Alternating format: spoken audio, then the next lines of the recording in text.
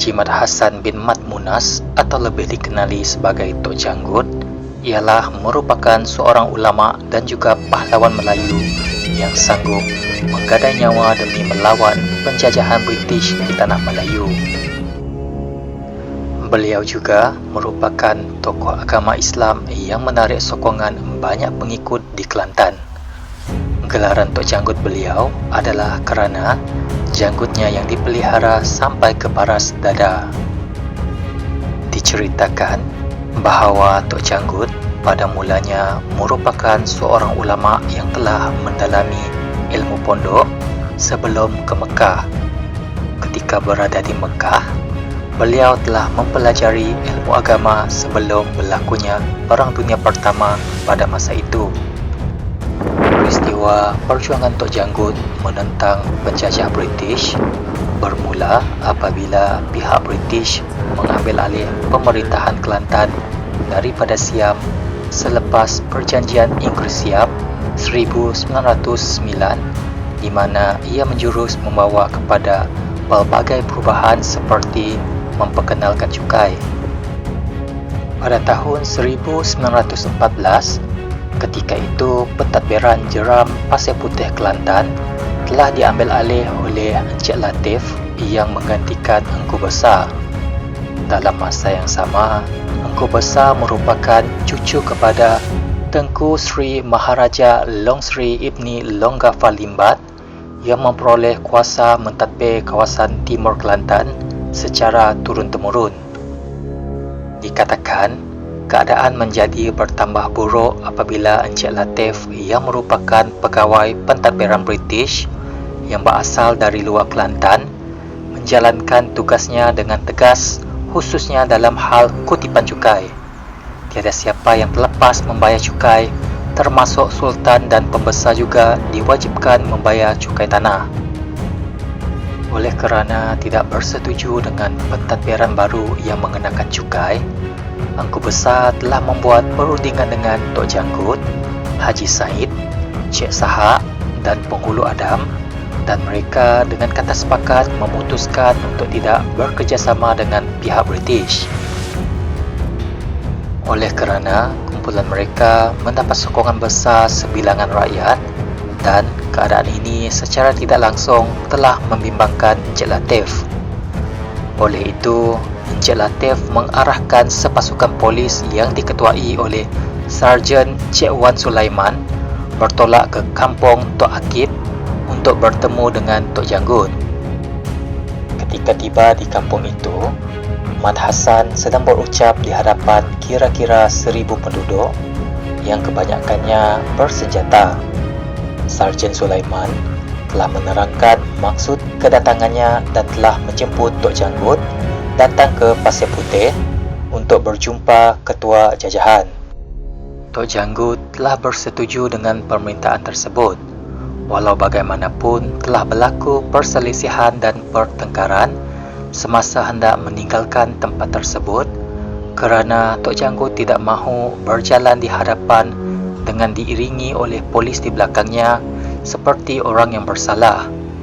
Semasa pertengkaran tersebut, Tok Janggut telah menikam Sarjan Cik Wan Sulaiman dengan kerisnya menyebabkan beliau meninggal dunia. Melihat peristiwa tersebut, polis yang lain tidak berani melawan dan telah dibiarkan pergi oleh Tok Janggut setelah merampas napang mereka. Pegawai daerah kemudiannya sempat melarikan diri ke Kota Baru dan melaporkan kepada Sultan bahawa Tok Janggut ingin memberontak dan merampas kuasa. Tok Janggut kemudiannya berjaya menghimpunkan pengikut-pengikutnya menuju ke Pasir Putih. Mereka mendapat bantuan daripada Singapura dan negeri Melayu Bersekutu dan satu pertempuran berlaku pada masa itu yang berlaku di Kampung Merbok dan Kampung Pupuh. Dikatakan, pengikut Tok Janggut kemudiannya telah mendirikan sebuah kerajaan di Pasir Putih dengan Engku Besar Jeram sebagai raja, Tok Janggut sebagai Perdana Menteri dan Cik Ishak sebagai pegawai daerah. Walaupun begitu, kebangkitan Tok Janggut telah menyebabkan Sultan Kelantan berasa terancam dan menganggap Tok Janggut sebagai penderhaka. Keadaan ini bertambah parah kerana dalam masa yang sama, ada peristiwa di mana Abang Tok Janggut telah dibunuh oleh budak raja oleh Sultan sebelumnya, menambah kebimbangan Sultan mengenai kebenaran dakwaan British. Atas cadangan Langham Carter dan sokongan Datuk Bentara Setia dan Datuk Menteri, Sultan Muhammad memutuskan menangkap Tok Janggut dan pengikutnya atas kesalahan menderhaka. Malahan, kerajaan turut menghebohkan tawaran ganjaran kepada sesiapa yang berjaya menangkap Tok Janggut dan 21 pengikut kanannya. Walaupun begitu, penasihat British itu tidak yakin dengan kemampuan baginda menghadapi kebangkitan Tok Janggut dan mensyaki Sultan Muhammad dan para pembesar negeri sebenarnya bersimpati dengan perjuangan beliau. Justru askar British dihantar ke Kelantan untuk memburu pejuang-pejuang ini. Tetapi, mereka gagal menemui kumpulan tersebut berikutan Tok Janggut dan para pengikutnya bersembunyi di dalam hutan dan telah mendapat bantuan penduduk yang bersimpati. Selepas minggu mencari, mereka kembali ke Singapura dalam keadaan hampa. Selepas itu, Tok Janggut dan para pengikutnya keluar dari hutan dan bersiap sedia kembali ke Pasir Putih.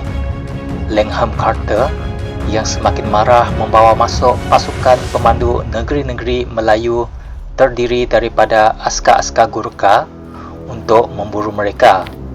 Kerana sudah terdesak, pasukan ini juga bertanggungjawab membakar bandar jeram dan rumah-rumah penduduk termasuk rumah Tok Janggut. Berang dengan tindakan biadab askar-askar Gurkha itu, kumpulan pejuang bertempur dengan mereka di Kampung Pupuh, berhampiran Kampung Merpol. Pertempuran sengit tercetus menyaksikan ramai pejuang terbunuh, termasuk Tok Janggut, mengikut dakwaan British.